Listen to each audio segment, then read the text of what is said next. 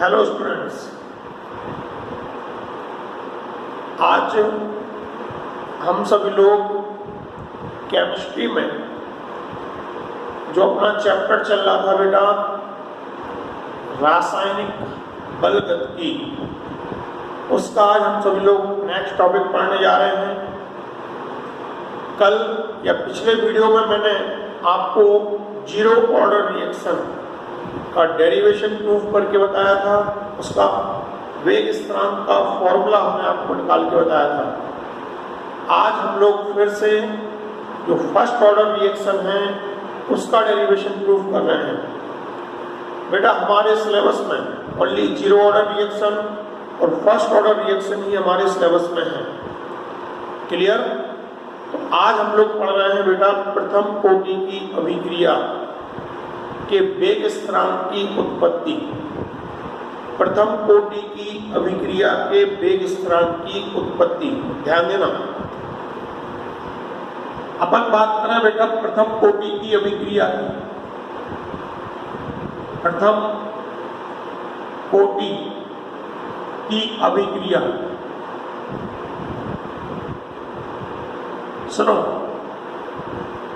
सब लोगों को पता है, हम आपको परिभाषा पहले बनाना बता चुके, प्रॉपर्टीज भी पिछले वीडियो में बता चुके। आज का टॉपिक देखो, वे रासायनिक अभिक्रियाएं जिनकी कोटि एक होती है वे प्रथम कोटि की अभिक्रियाएं कहलाती हैं। क्या कहना है बेटा? वे रासायनिक अभिक्रियाएं जिनकी कोटि एक होती है वे प्रथम कोटि की अभिक्रियाएं कहलाती हैं। प्रथम कोटि की अभिक्रियाओं का जो वेग है बेटा dx/dt, वह उनमें भाग लेने वाले अभिकारक की प्रथम घात में सांद्रता के अनुक्रमानुपाती होता है।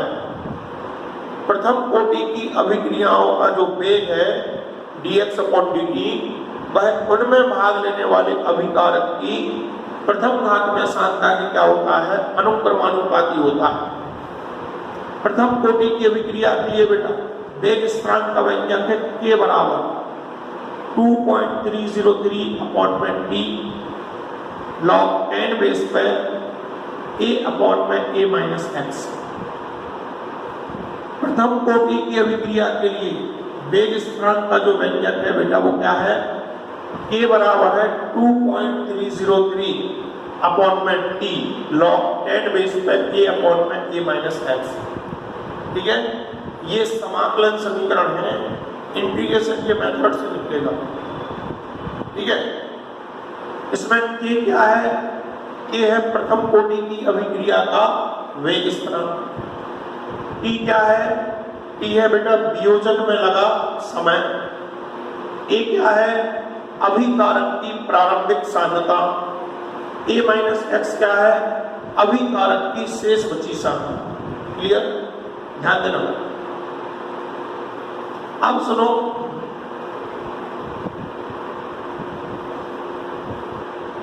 हम इस समीकरण की बेटा उत्पत्ति कर रहे हैं। हम इस समीकरण की क्या कर रहे हैं? उत्पत्ति कर रहे हैं। माना कि एक प्रथम कोटि की अभिक्रिया निम्न है, A = प्रोडक्ट। क्या कह रहा है? माना कि एक प्रथम कोटि की अभिक्रिया निम्न है, A = प्रोडक्ट। ठीक, शुरुआत में यानी कि प्रारंभ में हमने अभिकारक A की स्मॉल a मोल प्रति लीटर सांद्रता ली। शुरुआत में यानी कि प्रारंभ में हमने अभिकारक A की स्मॉल a मोल प्रति लीटर सांद्रता ली, तो शुरुआत में उत्पाद की सांद्रता कितनी होगी बेटा? 0,0। शुरुआत में उत्पाद की सांद्रता कितनी होगी? 0,0। सपोज करो कि स्मॉल t समय पर इसकी x सांद्रता वियोजित हो गई। सपोज करो कि स्मॉल t समय पर इसकी x सांद्रता वियोजित हो गई, अगर इसकी x सांता वियोजित होगी तो उत्पाद की कितनी सांता बन जाएगी? x। तो यहाँ पर x मोल प्रति लीटर मात्रा क्या हो जाएगी? बन जाएगी। क्लियर है आपको? इतना समझ में आ रहा है? द्वारा देखो, माना कि कोई प्रथम कोटि की अभिक्रिया चल रही है, कौन सी? A equal to product. शुरुआत में हमने अभिकारक A की स्मॉल a मोल प्रति लीटर मात्रा ली, तो शुरुआत में उत्पाद की मात्रा कितनी होगी बेटा? 0,0। अब स्मॉल t समय पर सपोज करो कि इसकी x मात्रा वियोजित हो गई। कितनी मात्रा? x मात्रा वियोजित हो गई, तो उत्पाद की कितनी बन जाएगी? x मोल प्रति लीटर में। क्लियर है? हम आपसे पूछ रहे हैं स्मॉल t समय पर अभिक्रिया का वेग बताओ।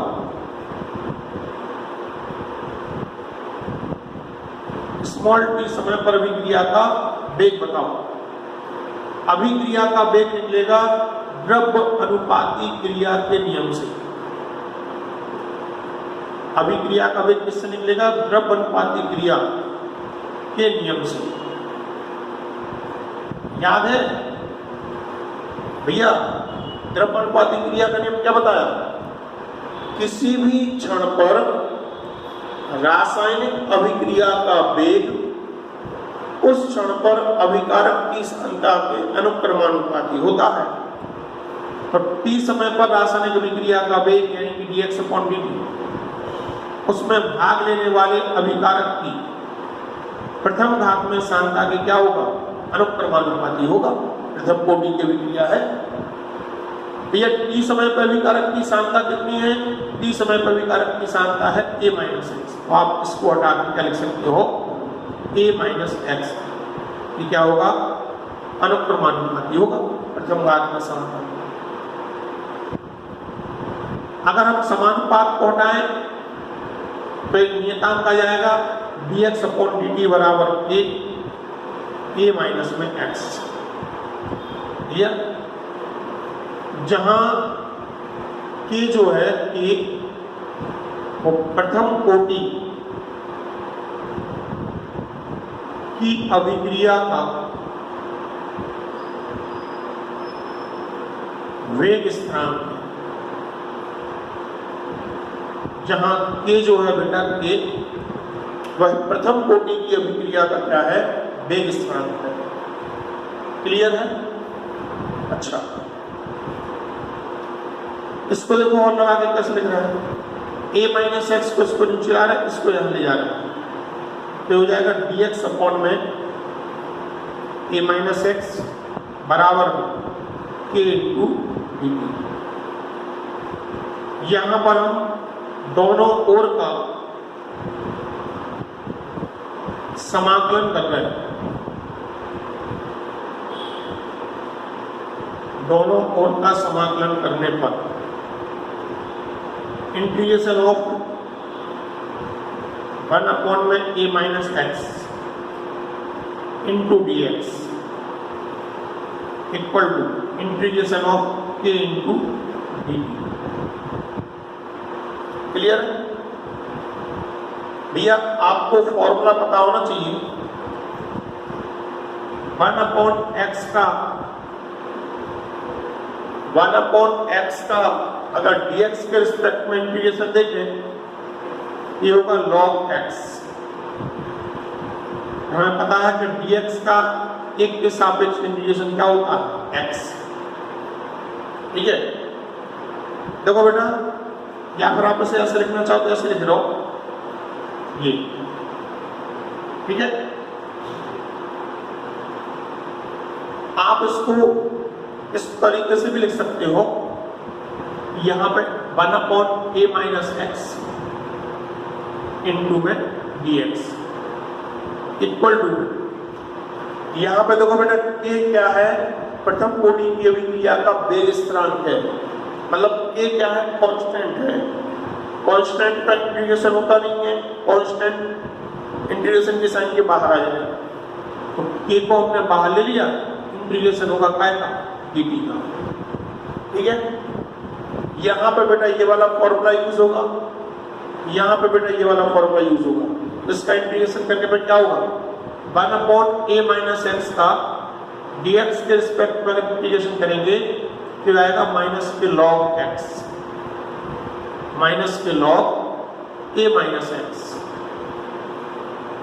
सही है, इक्वल टू के तो जो कहते हो dt का एक के सापेक्ष इंटीग्रेशन करेंगे तो क्या आएगा t, प्लस में आएगा c इक्वेशन नंबर 1, प्लस में क्या आएगा बेटा c इक्वेशन नंबर 1। अब जरा ध्यान दो, जहां c क्या है, जहां c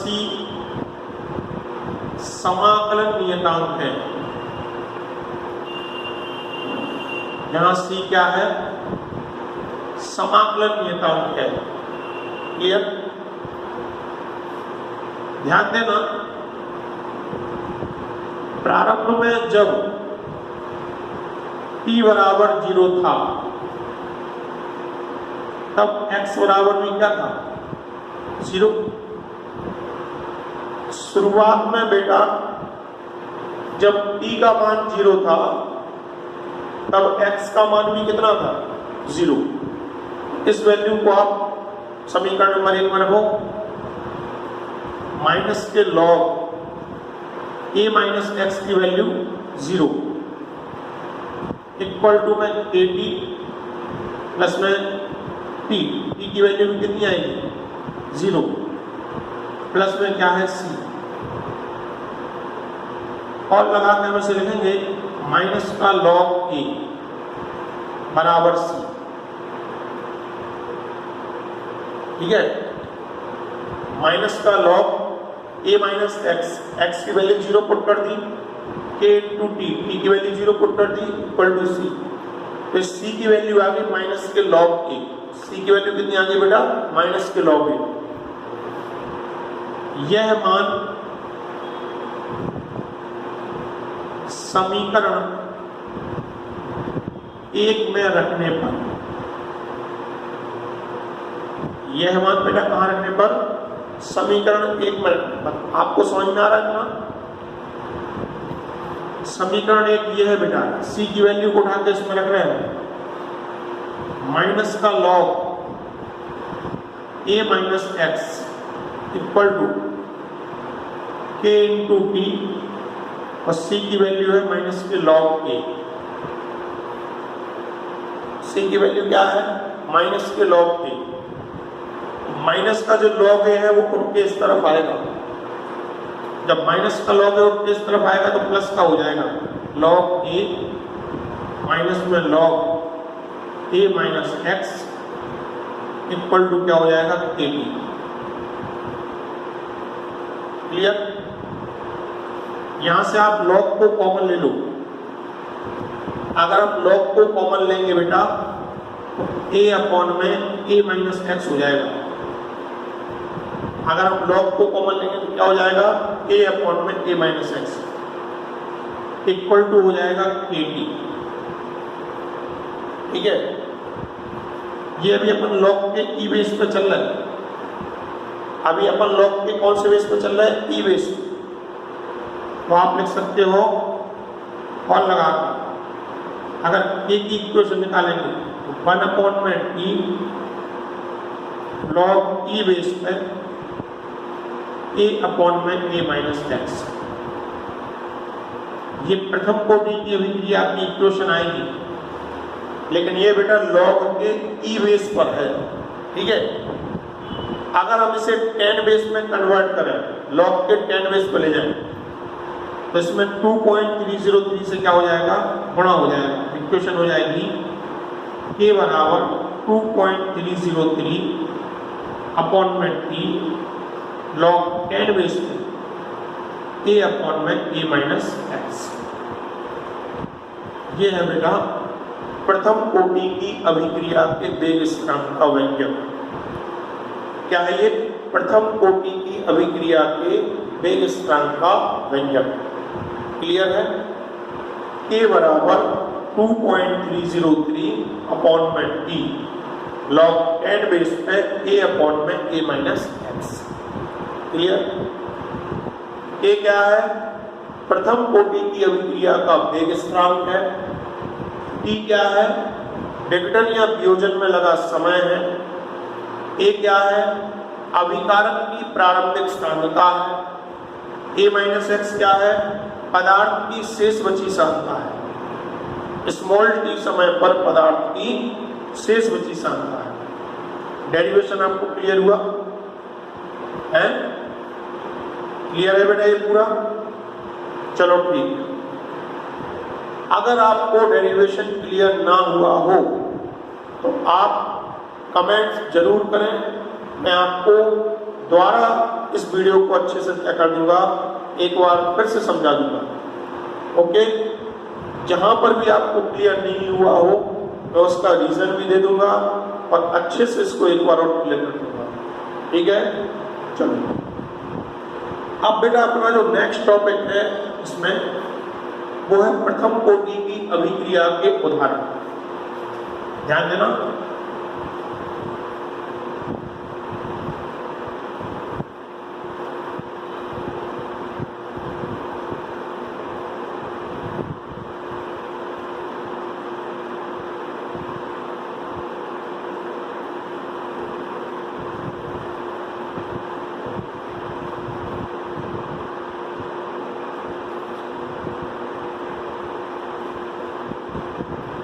सुनो, अपना जो नेक्स्ट टॉपिक है बेटा वो है प्रथम कोटि की अभिक्रिया के उदाहरण।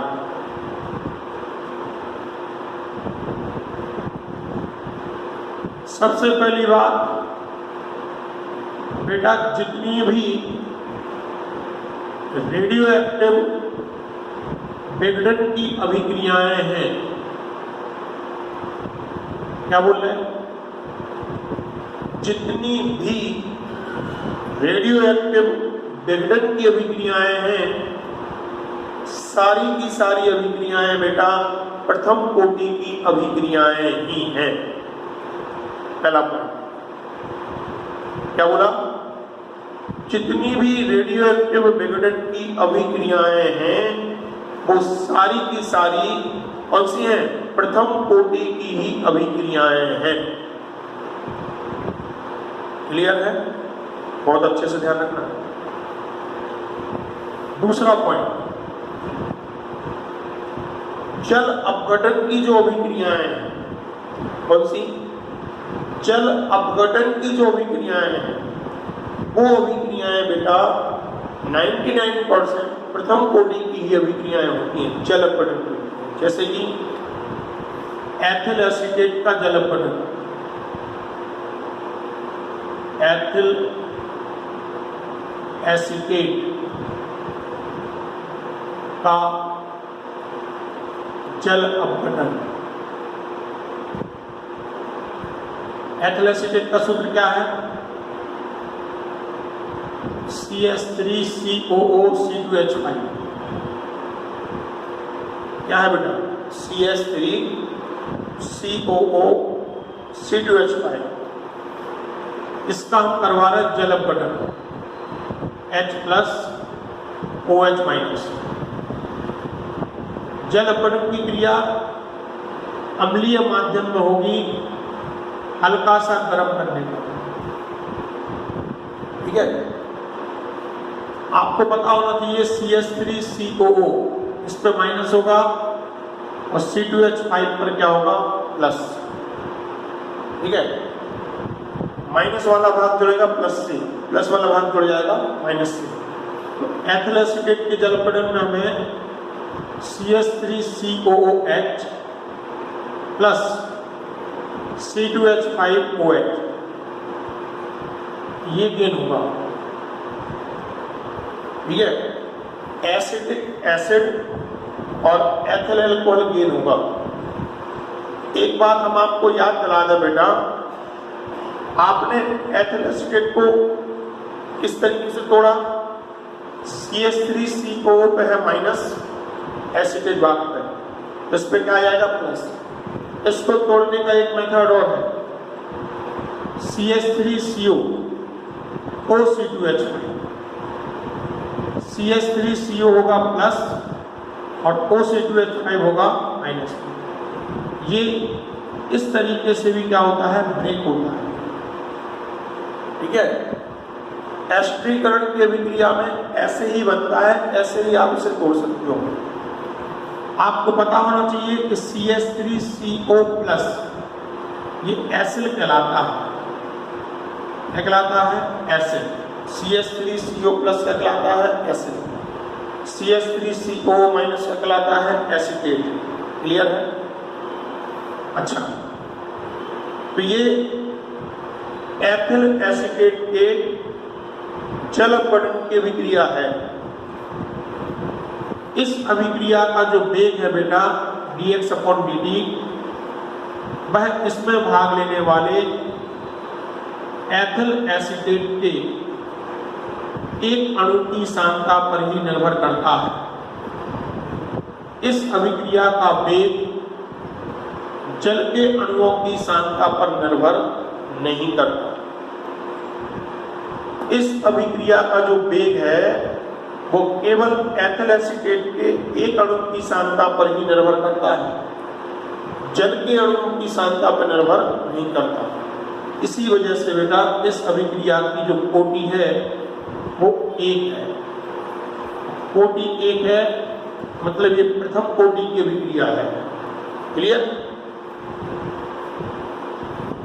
नेक्स्ट, ग्लूकोज का जल अपघटन। ग्लूकोज का जल अपघटन, ध्यान देना। ग्लूकोज का सूत्र क्या है? सॉरी, ग्लूकोज नहीं, सुक्रोज का जल अपघटन। C12H22O11। ये सुक्रोज का सूत्र है, C12H22O11। हम इसका जल अपघटन करवा रहे हैं H2O के द्वारा, फिर अम्लीय माध्यम में ये क्रिया संपन्न होगी, जल अपघटन, है ना। और हमें पता है कि सुक्रोज के जल अपघटन से ग्लूकोज C6H12O6 और C6H12O6 ये गेन होता है। ये ग्लूकोज है और ये फ्रक्टोज है। ग्लूकोज और फ्रक्टोज क्या होगा? गेन होगा। ये आपका क्या है? सुक्रोज। ठीक है, ये रिएक्शन है। तो इस अभिक्रिया का जो वेग है dx/dt, वह भी बेटा केवल सुक्रोज C12H22O11 के एक अणु की सांद्रता पर ही निर्भर करता है। इस अभिक्रिया का वेग भी बेटा जल की सांद्रता पर निर्भर नहीं करता। इसीलिए इस अभिक्रिया की जो कोटि है, इसीलिए इस अभिक्रिया की कोटि भी कितनी है? 1। आया आपको समझ में? ये भी जल अपघटन की क्रिया है, ये भी जल अपघटन की क्रिया है। इसमें भी अभिक्रिया का वेग एथिल एसीटेट के अणु की सांद्रता पर निर्भर करता है। इसमें भी अभिक्रिया का वेग केवल सुक्रोज के अणु की सांद्रता पर निर्भर करता है। इसलिए अभिक्रियाओं की कोटि कितनी है बेटा? 1 है। नेक्स्ट है H2O2 के अपघटन की अभिक्रिया। H2O2 के अपघटन की अभिक्रिया। भैया H2O2 जो है आपको पता होना चाहिए, H2O2 क्या कहलाता है? हाइड्रोजन परऑक्साइड कहलाता है। हाइड्रोजन परऑक्साइड यह एक अस्थायी यौगिक है, ये डिकम्पोज होगा और हमें H2O प्लस हाफ O2 इसमें गेन होगा। क्या गेन होगा? H2O प्लस में हाफ O2 हमें गेन होगा। इस रिएक्शन को आप ऐसे भी लिख सकते हो ट्वाइस H2O2 इक्वल टू में ट्वाइस H2O प्लस में O। ठीक है, इसी रिएक्शन को हमने ऐसे लिख दिया। इस अभिक्रिया का जो वेग है बेटा dx/dt, वो अभिक्रिया में भाग लेने वाले H2O2 के एक अणु की सांद्रता पर ही निर्भर करता है।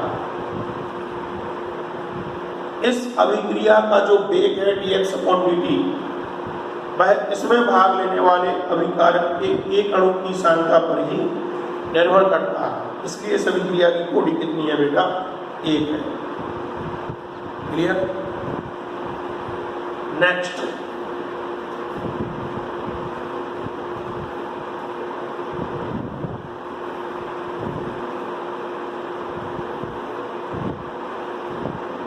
आगे है बेटा अमोनियम नाइट्राइड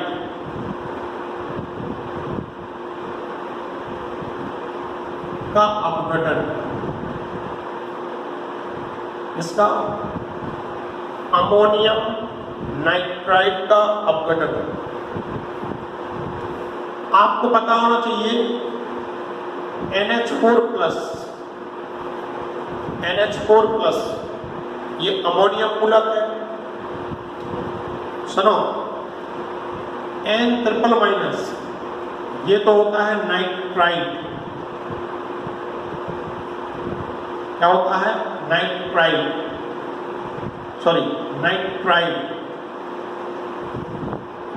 ठीक है। NO2- ये होता है नाइट्राइड।